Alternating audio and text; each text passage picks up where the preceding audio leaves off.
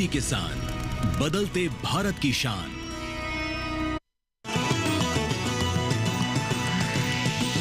DD किसान, बदलते भारत की शान।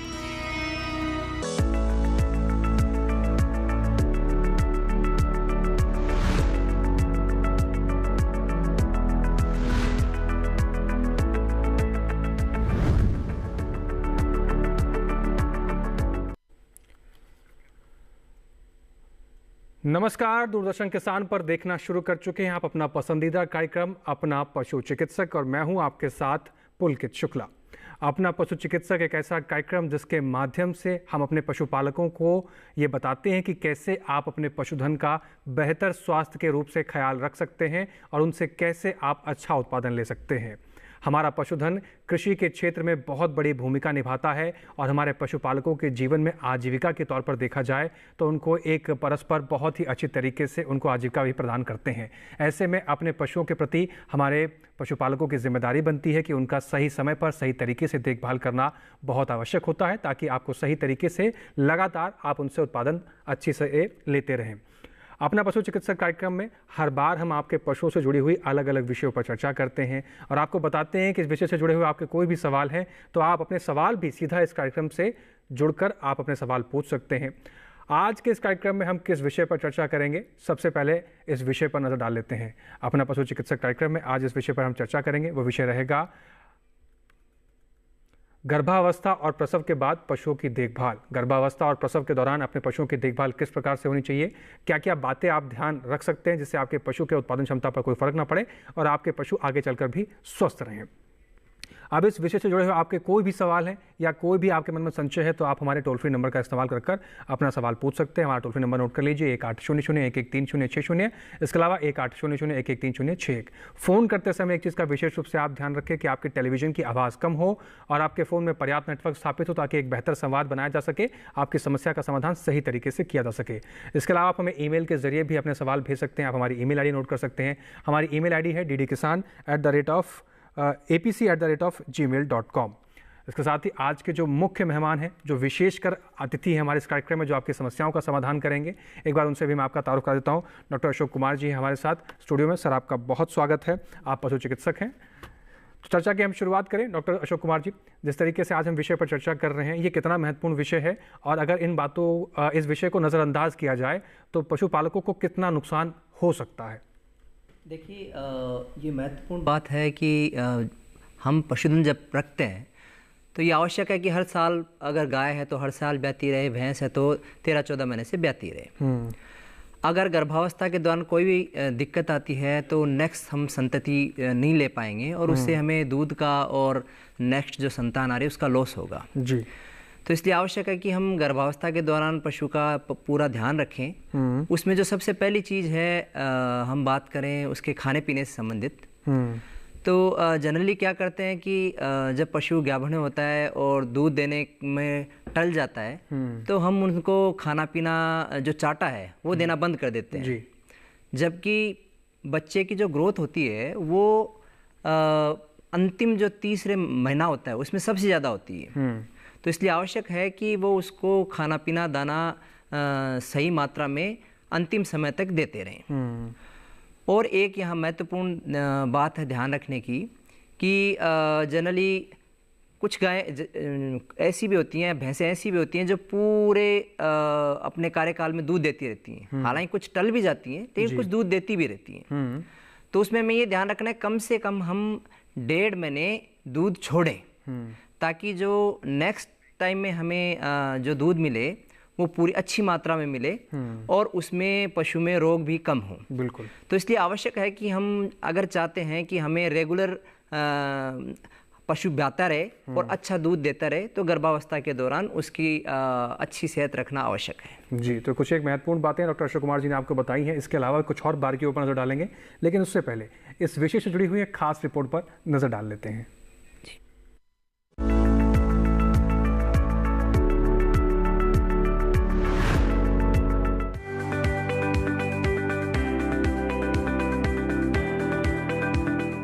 पशुपालन में उत्पादन बढ़ता रहे और पशुधन में भी इजाफा होता रहे, इसकी तैयारी तब से ही कर लेनी चाहिए जब पशु गाभिन होता है, क्योंकि स्वस्थ पशु से ही स्वस्थ बच्चे की कामना की जा सकती है। गर्भकाल के अंतिम 3 महीने में पशु को खास देखभाल की जरूरत होती है। इस दौरान पशु को नियमित आहार के साथ अतिरिक्त पोषक तत्व से भरपूर आहार देना चाहिए, जिससे गर्भ में पल रहे बच्चे को उचित पोषण मिल सके। हालांकि पशु का वजन 20 से 30 किलो तक बढ़ भी जाता है। गाभिन पशु को कोई परेशानी ना हो, इसलिए पशु पालकों को कई और अहम बातों का ख्याल रखना पड़ता है, जैसे गाभिन अवस्था में पशु को दौड़ने से बचाना चाहिए। पशुशाला के फर्श में पुआल बिछा दें। पशु के आहार में 1 किलोग्राम अतिरिक्त दाना दें। पीने के लिए स्वच्छ व ताजा पानी दें। गर्भधारण की 6-7 माह की अवस्था में पशु को पर्याप्त कैल्शियम दें। बीमारी से सुरक्षा के लिए पशु को जरूरी टीके लगवाएं। पशु चिकित्सक से गाभिन पशु की सेहत और गर्भ की जांच करवाते रहें। गाय 280 तो भैंस लगभग 310 दिन में बच्चा देती है। बच्चे के जन्म के तुरंत बाद भी कुछ सावधानी बरतनी पड़ती है। नवजात बच्चे का पहला घंटा सबसे महत्वपूर्ण होता है। नवजात के नाक व मुंह को साफ करें। जन्मे बच्चे को मां का पहला दूध यानी खीस दें। जन्म होने पर मां के द्वारा पशु को चाटने दें। बच्चे को ठंड से बचाने के लिए पहले से प्रबंध करके रखें। बच्चे को पवासने के लिए पर्याप्त दूध दें। 3 माह बाद बच्चे को हरा चारा और भूसा दें। प्रसव के बाद माता के द्वारा चाटने से नवजात में खून का संचार बढ़ता है। प्रसव के 1 से 2 घंटे में बच्चे को मां का दूध पिलाएं। ऐसा करने से माता के शरीर में ऑक्सीटोसिन का स्राव होता है, जिससे जेर जल्दी गिरने में सहायता मिलती है। प्रसव के बाद शुरुआती आहार में खासा ध्यान दें। पशुपालक इस बात का भी ध्यान रखें कि पशु का पूरा दूध एक साथ ना निकालें, बल्कि दूध को थोड़ा थोड़ा करके निकालें।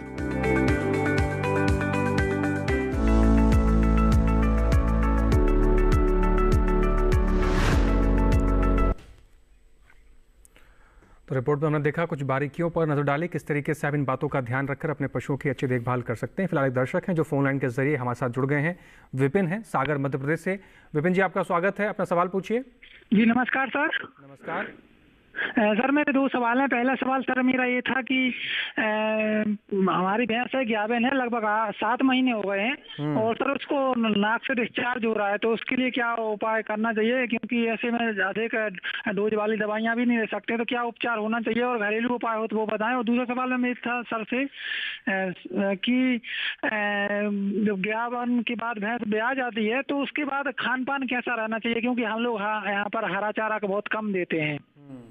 जी, 2 महत्वपूर्ण सवाल इन्होंने किए डॉक्टर अशोक कुमार जी। गाभिन भैंस से नाक से डिस्चार्ज हो रहा है, क्या समाधान है? उसके बाद ब्याने के बाद क्या खान पान की प्रबंधन होनी चाहिए? देखिए, मुख्यतः अगर नाक से पानी आ रहा है तो हो सकता है कि उसको इन्फेक्शन हो, तो एक बार आप उसको दिखाएं। दूसरा, अगर आपने कुछ पिलाया हो उसको, कई बार पशुपालक जब पिलाते हैं ऊपर से कुछ भी लिक्विड के रूप में, तो वो गले में न जाके उसके श्वास नली में चला जाता है और उसके कारण उसको इन्फेक्शन हो जाता है लंग्स में, फेफड़ों में। तो आप एक बार निश्चित रूप से डॉक्टर की सलाह लें, एक बार चेक करवाएं, ताकि आपको पता चले कि सिंपल जो आपको जुकाम, अपन सिंपल भाषा में बात करें, वो लगा है पशु को, या ड्रेंचिंग निमोनिया जिसे हम बोलते हैं, कोई लिक्विड या तरल पदार्थ पिलाने से वो हुआ उसको। ये आप जो नाक से पानी है वो बात हुई। दूसरी बात आपने ये कही कि ब्याने के बाद उसको क्या खिलाएं। देखिए, ब्याने के तुरंत बाद हम चाहते हैं कि जो उसका गर्भाशय है और जो उसका अंडाशय है वो वापस सही स्थिति में, नॉर्मल पोजीशन में आए। तो उसके लिए आवश्यक है कि आप उसको संतुलित आहार दें। संतुलित आहार में जो चाटा बाटा आप देते हैं वो तो आप दें ही, लेकिन इसके अलावा जैसे आप करें कि आपके यहाँ हरा चारा कम मिलता है तो उसको मिनरल मिक्सचर चाटे में मिला के आवश्यक रूप से देवें, ताकि उसको सारे मिनरल्स और विटामिन्स हैं उनकी उसको पूर्ति होती रहे। और साथ में आप इस चीज़ का भी ध्यान रखें कि जो आप चाटा दे रहे हैं उसमें 1/3 हिस्सा अपने कार्बोहाइड्रेट रिच डाइट, मतलब जो जिसमें कार्बोहाइड्रेट ज़्यादा हों, जैसे कि जो अपने धान होते हैं, जैसे गेहूँ हुआ, बाजरा हुआ, ये इनमें कार्बोहाइड्रेट प्रचुर मात्रा में होता है। और जो आपकी खल है, बिनोला है, इनमें प्रोटीन प्रचुर मात्रा में होता है। तो आप ये ध्यान रखें कि 1/3 हिस्सा वो कार्बोहाइड्रेट प्रचुर मात्रा में जो धान होते हैं वो दें आप उसको जी। तो ये आपको मोटा मोटा ध्यान रखना है। एक चीज़ और ध्यान रखें जी। डॉक्टर अशोक कुमार जी, मैं आपको रोकना चाहूँगा समय की यहाँ कमी की वजह से। आपको मैं फिर से मौका दूंगा, अपनी बात पूरी कीजिएगा। लेकिन विपिन जी, मोटे मोटे तौर पर आप इस बात का समाधान ध्यान रखकर अपने जो पशु की देखभाल कर सकते हैं प्रसव होने के बाद। चर्चा को आगे बढ़ाएंगे, लेकिन यहाँ वक्त हो गया छोटे से ब्रेक का। आप बने रहें और देखते रहें कार्यक्रम अपना पशु चिकित्सक।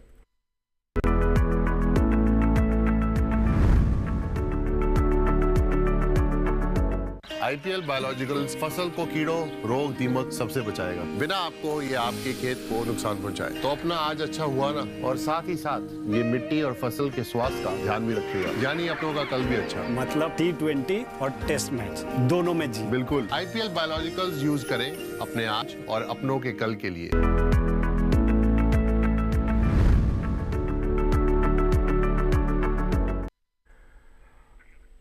ब्रेक के बाद एक बार फिर से आप सभी का स्वागत है। एक दर्शक एक और हैं जो फोन लाइन के जरिए जुड़ गए हैं। संदीप हैं दामू मध्य प्रदेश से। संदीप जी, आपका स्वागत है, अपना सवाल पूछिए। संदीप जी, आप हमें सुन पा रहे हैं तो अपना सवाल पूछिए।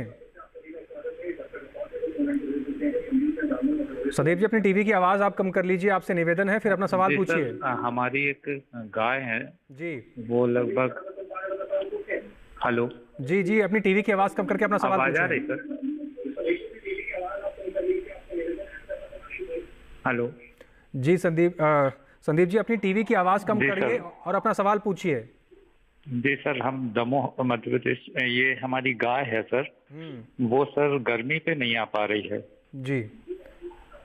कितने साल की गाय है?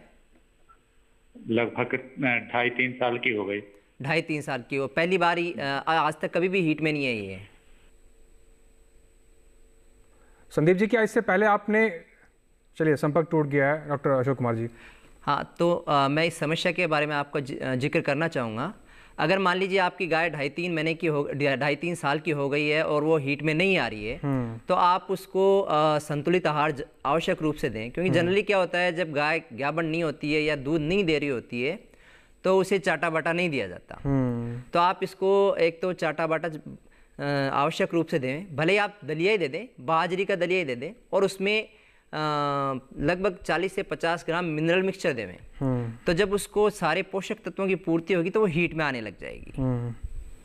इसके अलावा फिर भी समस्या हो तो आप डॉक्टर को एक बार चेक करवाएं। जी संदीप जी, आप इस तरीके से अपनी समस्या का समाधान कर सकते हैं। डॉक्टर साहब, कुछ दर्शकों के हमें ईमेल प्राप्त हुए हैं, उनके सवालों को मैं आपसे पूछ लेता हूँ। शिवराज जी हैं राजस्थान से, वो जानना चाहते हैं कि वर्षा ऋतु में गाभिन पशुओं का और जो प्रसव होने के बाद पशुओं का इन्फेक्शन का डर बढ़ जाता है। ऐसे में पशुओं की देखभाल किस तरीके से करना आवश्यक हो जाता है और किन बातों की बहुत ज़्यादा रूप से सावधानी बरतनी चाहिए?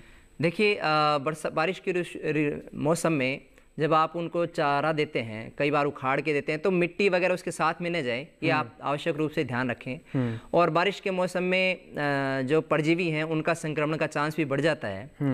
अगर पशु ज्ञापन है तो कुछ ऐसी मेडिसिन हैं जो उसको नहीं दी जानी चाहिए, जैसे कि आप कुछ टीकाकरण नहीं किए जाने चाहिए। तो आप ये ध्यान रखें, अपने मुताबिक न दें उसको। कोई भी परजीवी मारने के लिए दवाई दे रहे हैं, डॉक्टर की सलाह से दें। कुछ ऐसी हैं जो दे सकते हैं ज्ञापन को, कुछ ऐसी हैं जो ज्ञापन को नहीं दे सकते जी। तो आप वो ही दें। और दूसरा, एक चीज़ आप आवश्यक रूप से ध्यान रखें, जो ज्ञापन पशु हैं उनको, अगर आप बड़ा फार्म चलाते हैं तो उनको बाकी पशुओं से तीसरे महीने में अलग कर लें, ताकि उनकी जो देखभाल है वो सही तरीके से रख सकें। उनके जो खाने की जो जगह है, बैठने की जगह, वहाँ कीचड़ नहीं होना चाहिए, वरना उनके कीचड़ रहेगा, थनों में इन्फेक्शन होगा और मेस्टाइटिस डेवलप हो जाएगी। और अगर वो जो खाने की जगह है वहाँ रहेगा तो भी इन्फेक्शन अंदर जाएगा। तो साफ सफाई का ध्यान रखें जी। एक और दर्शक इसी के साथ हमारे साथ फोन लाइन के जरिए जुड़ गए हैं। शिव प्रसाद हैं मध्य प्रदेश से। शिव प्रसाद जी, आपका स्वागत है, अपना सवाल पूछिए। शिव प्रसाद जी, आप हमें सुन पा रहे हैं तो अपना सवाल पूछिए। शिव प्रसाद जी, आप हमें सुन पा रहे हैं? हेलो जी, अपना सवाल पूछिए। जी, मेरी भैंस 5 साल की हो गई है, झोंट पाले में नहीं आ रही सर। जी, भैंसें हैं जो आपका भैंसें पाले में आती हैं, कई बार पता भी नहीं लगता है, क्योंकि भैंसें गूंगी हीट जिसको बोलते हैं, मतलब वो हीट में आती तो हैं लेकिन वो बोलती नहीं है, भैंसों में एक समस्या है जी। तो आप ये आवश्यक रूप से ध्यान रखें कि उनकी पूंछ के पीछे क्या जो अपन जेरा या तांता जो भी बोलते हो आप अपनी लोकल भाषा में, वो दे रही हैं क्या। अगर वो दे रही हैं तो वो हीट में ही हैं, आप ये मान के चलिए। इसके लिए आप उनको सबसे बढ़िया समय है सुबह और शाम का समय। सुबह जब वो बैठी रहती है, शाम को जब वो बैठी रहती है, तो उसकी पूंछ के पास देखिए वो जेरा या तांता लगा हुआ है क्या। अगर वो लगा हुआ है तो इसका मतलब वो हीट में है। फिर भी आपको लग रहा है हीट में नहीं आ रही, तो जैसा मैंने अभी आपको बताया कि उसको चाटा बाटा देवें। जनरली अगर प्रेग्नेंट नहीं होती है या दूध नहीं देते तो हम चाटा बाटा नहीं देते हैं, चाटा बाटा भी देवें और साथ में उसके साथ लगभग 40 से 50 ग्राम मिनरल मिक्सचर देवें ताकि उसके पोषक तत्वों की पूर्ति हो सके और वो हीट में आ सके जी। वरना फिर अपने पशु चिकित्सक को राय लें वहाँ से जी। तो ये समाधान है आपका शिव प्रसाद जी, आप इस तरीके से अपनी भैंस की देखभाल कर सकते हैं। फिलहाल यहाँ वक्त हो गया एक और छोटे से ब्रेक का, आप बने रहें और देखते रहें कार्यक्रम अपना पशु चिकित्सक।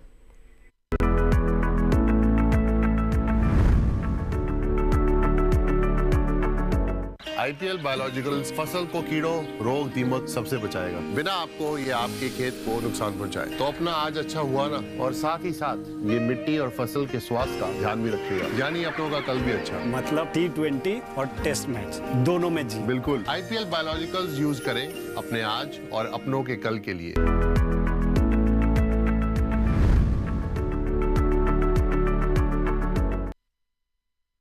ब्रेक के बाद एक बार फिर से आप सभी का स्वागत है। एक दर्शक हैं जो फोन लाइन के जरिए जुड़ गए हैं, अनमोल तिवारी बिहार से हैं। अनमोल जी अपना सवाल पूछिए। अनमोल जी आप हमें सुन पा रहे हैं तो अपना सवाल पूछिए।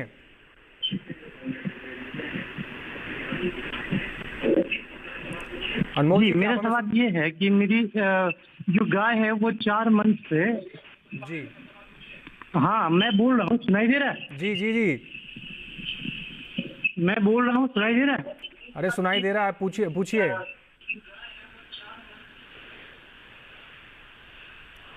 अनमोल जी अपना सवाल पूछिए। 4 मंथ से सीमन चढ़ने के बाद भी वो गर्भधारण नहीं कर पा रही है। जी, गर्भधारण नहीं कर पा रही है, इसके लिए मुझे क्या करना होगा? जी डॉक्टर अशोक कुमार जी। देखिए, ये आप जो समस्या बता रहे हैं उसका ऐसा लग रहा है कि रिपीट ब्रीडिंग की समस्या है कि आप बार बार गर्भधारण करवा रहे हैं लेकिन वो रह नहीं रही है। तो देखिए, रिपीट ब्रीडिंग की समस्या के कई कारण हो सकते हैं, लेकिन जो सबसे मुख्य कारण है वो जो अपने भारत में देखा गया है वो इन्फेक्शन है जी। अगर अंदर थोड़ा बहुत भी इन्फेक्शन होगा गर्भाशय में तो गर्भधारण नहीं करेगा। आप ये देखिए कि उसके जो पीछे आप जेरा या तांता जो भी लोकल भाषा में आप बोलते हैं वो साफ आ रहा है, जो पानी पीछे देती है ना हीट के टाइम, वो एकदम साफ आ रहा है, कांच की तरह आर पार दिखने वाला, जैसे आर पार दिखता है। अगर उसमें थोड़े बहुत भी कोई मवाद के फ्लैक्स हैं, धुंधला है, तो इसका मतलब या गूदला जो आप लोकल भाषा में बोलते हो वैसा है, तो उसमें इन्फेक्शन है। इसलिए सबसे पहले आप उस इन्फेक्शन को ठीक करवाइए। उसके लिए आपको पशु चिकित्सक से अंदर मेडिसिन छुड़वानी पड़ेगी गर्भाशय में। और इसके अलावा कुछ बार समस्याएं रिपीट ब्रीडिंग की ये भी हो सकती हैं कि आप सही समय पे टीकाकरण नहीं करवा, वो जो ग्याबन का टीका है वो सही समय पे नहीं लगवा रहे हैं। अगर गाय सुबह बोलती है तो शाम को लगवाएं, शाम को बोलती है तो सुबह लगवाएं। और कई गायें अगर लंबी हीट में रहती हैं 2-2 3-3 दिन, तो उतरती हीट में, मुख्य जो रूल है वो है उतरती हीट में आप उसको ज्ञापन करवाएं। इसके अलावा कई बार हार्मोन्स की कमी के कारण भी होते हैं। तो अगर ये सारी चीजें आपको ध्यान रखने के बाद भी ज्ञापन नहीं हो रही है तो पशु चिकित्सक से आप संपर्क करें और वो हार्मोन्स हैं उनका इंजेक्शन लगाएं ताकि वो उसका गर्भधारण रह सके। जी डॉक्टर जी, एक दर्शक हैं जो हमारे साथ जुड़ गए हैं फोन लाइन के जरिए, उनका रुख कर लेते हैं। जी अपना सवाल पूछें। हेलो जी, अपना सवाल पूछिए।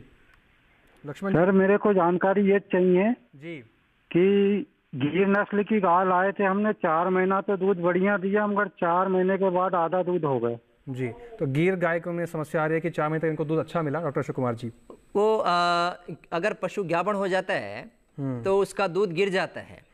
अगर आपको लग रहा है कि ज्ञापन नहीं हुआ और अचानक दूध गिर गया है तो आप ये ध्यान रखें कि उसके जो, जैसा मैंने अभी आपको बताया कि मिनरल मिक्सचर इनकी कमी के कारण भी इनकी कमी अगर बॉडी में रहती है तो चाहे पशु के बोलने की समस्या हो, चाहे दूध देने की समस्या हो, ये सभी समस्याएं हो सकती हैं। तो एक तो आप उसको मिनरल मिक्सचर का पाउडर दें चाटे में।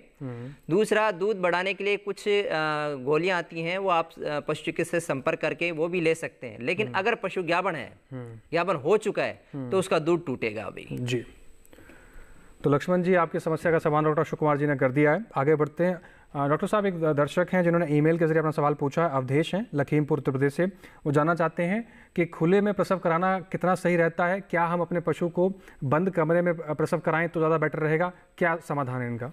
देखिए, बंद कमरे तो मैं नहीं कहूँगा, लेकिन जिसमें एटलीस्ट कम से कम शेड लगाओ ऊपर, और खुला है तो ज़्यादा अच्छा है। पशु को तो खुला ही अच्छा रहता है, लेकिन अगर शेड लगाओ तो ज़्यादा अच्छा है। एकदम पैक कमरे में तो प्रसव का कोई ज़्यादा मतलब नहीं है। वो खुला हवादार जगह होनी चाहिए। तो ऐसा आप रखें। ये जरूर आप ध्यान रखें, अगर कुछ नीचे बेडिंग आप लगा सकते हैं, चाहे वो सिंपल घास की बेडिंग हो, तो ज़्यादा अच्छा है। और जब पशु ब्याए तो उस वक्त जब कई बार डिस्टोकिया की समस्या हो जाती है कि पशु थोड़ा सा हमें खींचना पड़ता है बच्चे को, उस वक्त आप एक चीज़ का जरूर ध्यान रखें कि यूँ नहीं है कि आपने तुरंत यूँ हाथों से पकड़ के खींच रहे हैं, या जब फिसल रहा है बच्चा तो नीचे मिट्टी में हाथ लगाया आपने और खींचने लगे, तो वो मिट्टी से इन्फेक्शन अंदर जाएगा। तो आप किसी साफ तौलिए से या साफ कपड़े से उससे बच्चे को खींचें।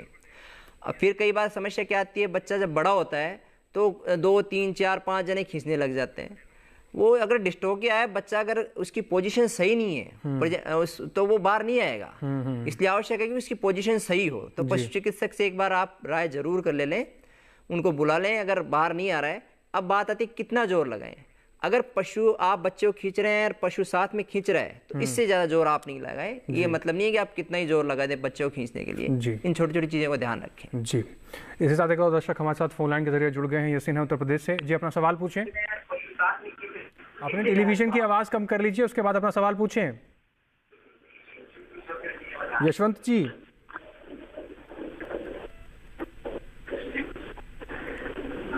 यशवंत जी, आप हमें सुन पा रहे हैं तो अपना सवाल पूछिए। हाँ, नमस्ते सर। नमस्ते जी। हाँ सर, जैसे हम पशु लीजिए कहीं से जी, तो सर जो है कि वो 6 महीना गाभन करके दिए थे हमें जी। हेलो जी जी। जैसे 6 महीने गाभन करके बताए थे, तो हमारे यहाँ वो 1 महीना हो गया जी। तो जैसे सर खिलाते पिलाते हैं तब तो लगता है कि मतलब गाभन, उसके बाद सुबह पेट जो है बैठ जाता है, इसका जी डाउट है, क्लियर नहीं हो पा रहा है। देखिए, क्लियर तो तभी होगा जब आप एक बार पशु चिकित्सक को बुला के चेक करवाएं कि ये ज्ञापन है कि नहीं है। यूं आप संशय में बैठे रहेंगे और बाद में आपको पता चलेगा खाली है। एक यहाँ मैं जिक्र जरूर करना चाहूंगा, कई बार क्या होता है कि बच्चा अंदर सूख जाता है, 6-7 महीने पे बच्चा सूखने लग जाता है जी। अब पशु चिकित्सक वो पशुपालक सोचता है कि यार मेरी तो गाय है वो 9 महीने पे या भैंस 10 महीने पे ब्याह जानी चाहिए थी, लेकिन वो ब्याह नहीं रही है। तो जब आपको ऐसा लगे कि पहले बच्चा घूमता हुआ दिखता था दाईं साइड में, अब घूमता हुआ नहीं दिख रहा, या समय है वो ऊपर चला गया है उसके जो नॉर्मल सामान्य गर्भावस्था काल से, तो आप एक बार पशु चिकित्सक से चेक करवाएं। आवश्यक रूप से चेक करवाएं ताकि आपको पता लगे वास्तव में पशु ज्ञापन है कि नहीं है, या फिर उसका बच्चा सूख तो नहीं रहा है। इन चीज़ें पता लग सके आपको जी। तो आप इस तरीके से यशवंत जी अपने पशु की जो समस्या आ रही है उसको कंफर्म कर सकते हैं और आगे अपने पशु का जो समस्या है उसका समाधान भी कर सकते हैं। डॉक्टर अशोक कुमार जी, समय की इशारा करा समाप्ति की ओर, लेकिन जाते जाते मैं आपसे आखिरी में एक सवाल पूछना चाहता हूँ। थोड़ा कम शब्दों में चाहूँगा कि आप इसका जवाब दें। आपने बताया था कि जैसे पशु आपका गाभिन हो जाए तो 3 महीने में आप उसको अलग कर लेना चाहिए। इसके अलावा मैं आपसे जानता हूँ कि 3 महीने के बाद अलग करने के बाद पशुओं को झुंड में जब हम बाहर चरने के लिए भेजते हैं तो क्या भेजना चाहिए, और प्रसव के बाद कितने दिन के बाद उनको झुंड में बाहर भेजना चाहिए चरने के लिए? देखिए, बाहर तो आप भेज सकते हैं क्योंकि पशु है वो जितना चलेगा उतना अच्छा है जी। तो आप उसको भेज सकते हैं। बिल्कुल जो लास्ट के दिन हैं उनमें न भेजिए आप। जो वो पशुपालक को पता चल जाता है जब उसके पीछे के पुट्ठे ढीले पड़ने लग जाते हैं, या उसके जो अडर है, गादी है जिसको अपन लोकल भाषा में बोलते हैं, वो भरने लग जाती है, उसके बाद आप अंतिम समय में न भेजें। बाकी आप उसको चरने के लिए भेज सकते हैं, ऐसी कोई दिक्कत नहीं है जी। और प्रसव होने के बाद? प्रसव होने के तुरंत बाद, जैसा अभी हमने बताया कि उस दूध बछड़े को जरूर पिलाना चाहिए। ये बड़ी एक लोगों में अवधारणा गलत है कि अगर जो जहर नहीं गिरी है, अगर हमने दूध पिला दिया तो बच्चे में जहर फैल जाएगा। ऐसा कुछ नहीं है, वो जहर है, वो बच्चे को दूध पिलाएंगे तो हार्मोन सीक्रेट होंगे, उससे जहर गिरने में हेल्प रहेगी। और बछड़े को दूध एक साथ बहुत ज्यादा ना पिलाएं, उसके भार का, बछड़े के भार का 10वां हिस्सा ही उसको दूध पिलाएं। अगर ज्यादा दूध आपने पिलाया तो उसको दस्त लगना चालू हो जाएंगे, तो वो फिर उसकी मृत्यु तो हो सकती है। तो उसके भार का 10वां हिस्सा ही दूध उसको पिलाएं बच्चे को। जी, जितने पशुपालक इस कार्यक्रम को देख रहे हैं, अगर आपके पशु गर्भाधारण कर चुके हैं या फिर प्रसव के नज़दीक हैं तो इन बातों का आप विशेष रूप से ध्यान रखें। किस तरीके से उसको आवास प्रबंधन करना है, क्या खिलाना पिलाना है, और जो बातें डॉक्टर साहब ने आपको बताई हैं, इन सभी बातों का आप ध्यान रखेंगे तो आपके पशु आपको बिना किसी समस्या के आपके उत्पादन में कमी नहीं आने देंगे और आप उनसे बेहतर लाभ ले सकेंगे। डॉक्टर अशोक कुमार जी, आप कीमती समय निकालकर स्टूडियो में आए और हमारे दर्शकों के लिए, हमारे पशुपालकों के लिए बहुत महत्वपूर्ण जानकारी हमने साझा की, उसके लिए आपका बहुत शुक्रिया। समय साझा करने के लिए हमारे साथ बहुत शुक्रिया आपका। दर्शकों, आज का कार्यक्रम उम्मीद करते हैं कि आपको पसंद आया होगा और जिस तरीके से यहाँ पर डॉक्टर अशोक कुमार जी ने आपको महत्वपूर्ण और बारीकियाँ इससे जुड़ी आपको बताई हैं, उनका आप उन पर अमल करेंगे और अपने पशुओं की अच्छी तरह से देखभाल करेंगे। इस कार्यक्रम से जुड़े हुए आपके कोई भी सुझाव या कोई भी विचार आप हम तक पहुँचाना चाहते हैं तो आप हमारी ईमेल आईडी नोट कर सकते हैं। ईमेल आईडी पे आप मेल कर सकते हैं। आप हमारी ईमेल आईडी है ddkisanapc@gmail.com। आपके सुझाव और आपके सवालों का हमें बेसब्री से इंतजार रहता है और हमारे कार्यक्रम को और बेहतर करने में मददगार साबित होता है। इसके साथ ही आज के अपना पशु चिकित्सा कार्यक्रम में बस इतना ही। फिर से हाजिर होंगे नए विषय के साथ, नए एक्सपर्ट के साथ, नई जानकारियों के साथ। आप बने रहें, तब तक डीडी किसान के साथ सीखते रहें, आगे बढ़ते रहें और हमें दीजिए इजाज़त। नमस्कार।